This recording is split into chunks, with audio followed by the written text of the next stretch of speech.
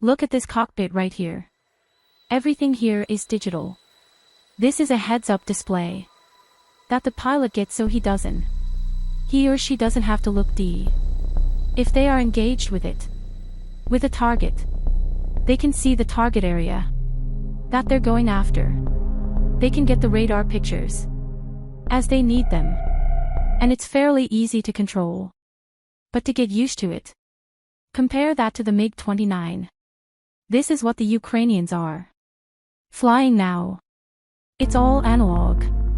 All of this is completely different.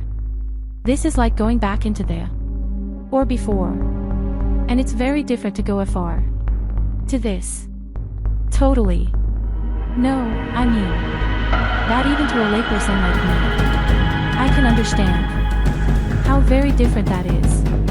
And before we let you go, I also want to talk to you about, because those have been such a part of this war.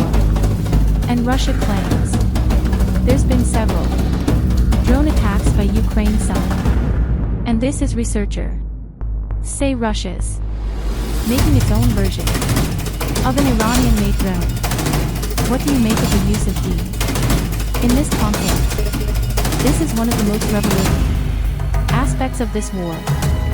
So every war has something big added to it. And in this particular case, drones like this, you know, in some cases, you could say, well, I can pick that the local hobby story and build something like this. While the Ukrainians are doing and they're creating these. Basically, they're out of a suit. And you can launch them fairly easily by hand. And you can get intercept. You can intercept signals from You can intercept pictures. You can do all kinds of things. And it's an intelligence gathering, as well as a weapons delivery PL. So you have that.